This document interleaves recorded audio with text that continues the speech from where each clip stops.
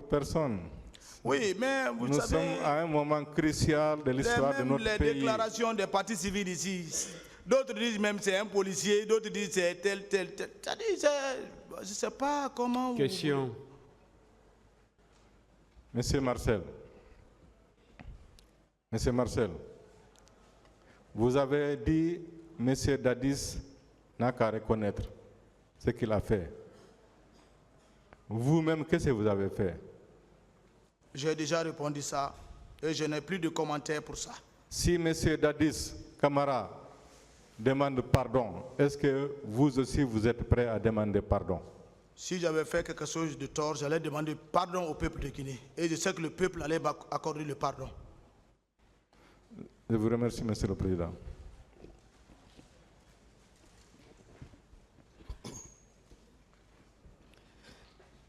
Merci, Monsieur le Président.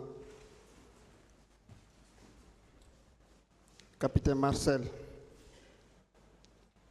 vous avez fait des déclarations écrites ici.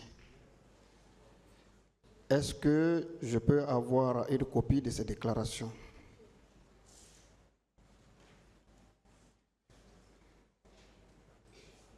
Bon, c'est moi-même qui ai écrit ça, c'est avec moi dans mon sac. Si vous voulez, je vais photocopier tout, vous remettre. Bien, donc je vais demander à votre conseil, votre avocat, pour qu'il me les remette, n'est-ce pas? Si je le veux, c'est moi personnel, si je le veux, je vais vous donner. Posez une autre question, maître.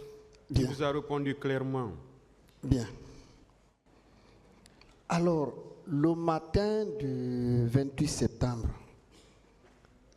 vous étiez encore sous le choc de votre accident. Vous êtes venu chez Dadis. Vous l'avez trouvé, il était en train de s'adresser. Il parlait de ces événements, la marche, les manifestations des leaders avec les militants.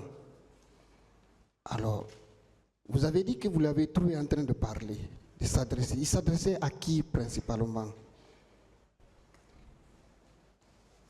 Maître, je n'ai plus d'explications sur ça.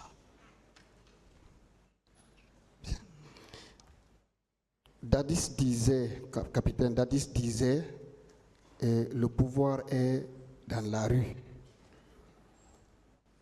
Ils vont le regretter, il faut les mater. Est-ce qu'il s'adressait aux gardes de salon? Est-ce qu'il s'adressait à la garde parallèle? Est-ce qu'il s'adressait à son aide de camp, Monsieur Marcel?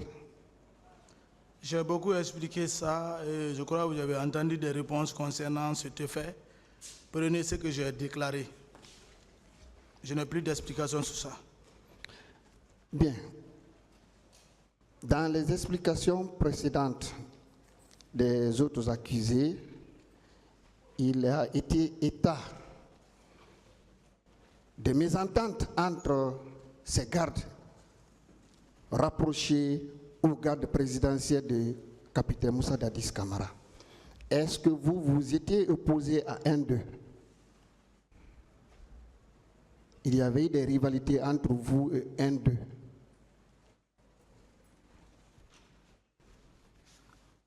Je ne comprends pas la question.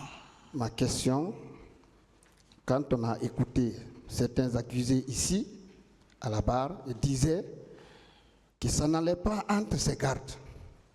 Tantôt, c'est colonel Tchiboro, alors qu'il n'était pas d'accord avec le commandant Aboubakar Toumba Diakité.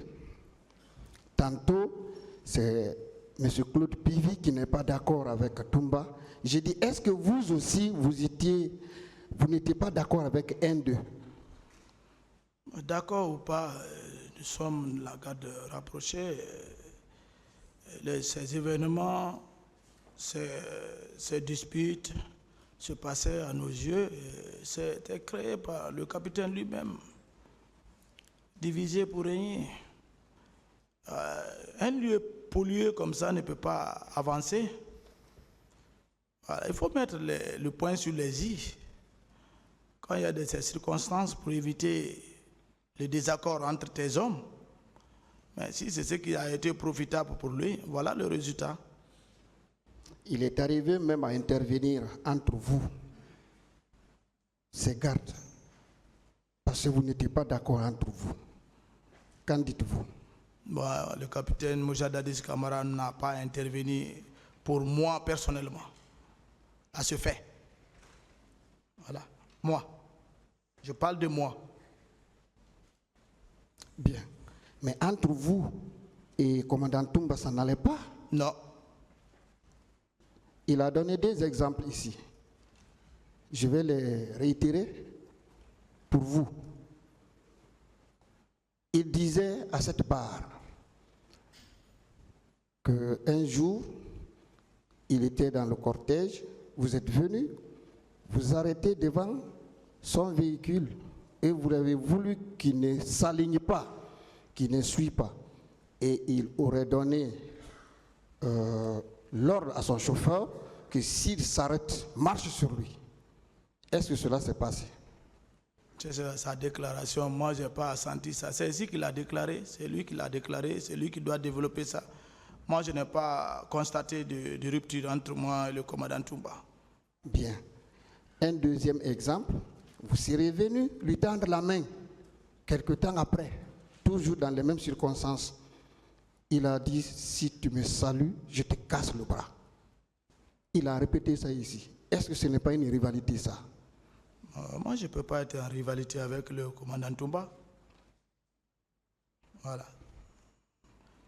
Bien. Vous avez souligné dans vos déclarations qu'il n'y avait pratiquement pas de garde présidentielle au stade du 28 septembre, à part vous-même et commandant Toumba, si j'ai bonne mémoire, n'est-ce pas?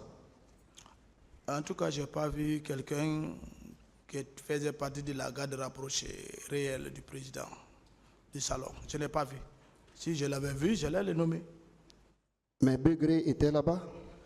Oui, Begré était la garde parallèle, il était au camp Koundara. Je ne sais pas qui l'a appelé de venir au stade. Garde parallèle, il y avait aussi Makambo? Le chargé d'opération du président. Il était de la garde parallèle aussi, ça c'est garde parallèle? C'est ça, c'est la garde parallèle, c'est ce qu'on appelle garde parallèle. C'est un terme. Que vous utilisez? C'est ça. Bien. Et M. Pivi, Claude Pivi, il était aussi au stade? Je ne l'ai pas vu. Mais il a été démontré ici par une photo. Lorsqu'une des victimes est apparue ici et il dit qu'on l'a fait monter dans une pick-up dans laquelle était M. Claude Pivi. Ils l'ont amené jusqu'à Bomboli. En le traînant au sol, il était encore là. On a vu ces jours beaucoup de questions et M. le procureur a fait la démonstration dans son ordinateur en zoomant la personne qui était arrêtée. Et tout le monde a vu que c'était Claude Pivi. Qu'en dites-vous? Comme moi, je n'ai pas vu la photo, j'étais dans le box des accusés. Je n'ai pas fait assez de temps au terrain. S'il est venu là-bas, je ne l'ai pas vu. S'il est venu après nous, ça, je ne peux pas témoigner ça. Mais moi, personnellement, je parle de Marcel. Marcel n'a pas vu Claude Pivi. Monsieur Cécile Raphaël, Monsieur Paul Mansa qui l'a évoqué, ils étaient tous au stade. Je ne les ai pas vus, ils sont partis. Colonel Goumou était au stade. Je n'ai pas vu Goumou, je les connais. C'est ici, moi, j'ai connu Goumou. C'est à la maison, c'est ici, il est revenu là que je l'ai vu. Monsieur Tchegoro était au stade. Tout ceci, lui, je l'ai vu. Tous ceci sont de la garde parallèle. Ils n'étaient pas de l'armée régulière.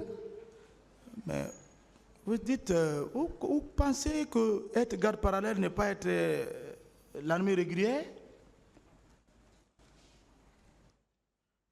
Ou bien c'est des mercenaires? Non. Moi, je ne sais pas. Vous-même, vous avez dit, lorsqu'on a dit, parlant des recrues de Kaléa, quelqu'un les avait appelés ici comme milices. Vous avez dit qu'ils ne sont pas des milices. Ce sont des soldats guinéens qui ont été recrutés là-bas. Et vous nous parlez de garde parallèle. Mais comment vous pouvez nous expliquer le terme garde parallèle pour qu'on soit convaincu? J'ai déjà donné cette définition plusieurs fois. Je ne reviens plus sur ça. Et je ne sais pas comment vous voulez définir à votre manière. Est-ce que vous-même, vous ne faisiez pas partie de la garde parallèle? J'ai déjà répondu ça. Je n'ai plus de réponse pour ça. Merci, M. Marcel. Nous allons continuer. Alors, puisque ceux qui sont venus au stade étaient coiffés également de bérets rouges, n'est-ce pas? Ce n'est pas tous. Certains parmi eux étaient coiffés de bérets rouges. La question? La question, je lui demande si certains parmi eux étaient coiffés de bérets rouges. J'ai déjà répondu ça. Bien. Vous-même, vous étiez coiffé de bérets verts, ou bien de bérets noirs, ou bien de bérets rouges, vous-même? Tous ceux qui étaient à la présidence portaient les bérets rouges. Très bien. Alors, qui a dirigé toutes ces opérations au stade du 28 septembre, y compris ces bérets rouges, ces quelques bérets rouges qui étaient là-bas, qui ont exécuté les ordres? J'ai expliqué ça. Je crois bien. Je ne reviendrai plus sur ça.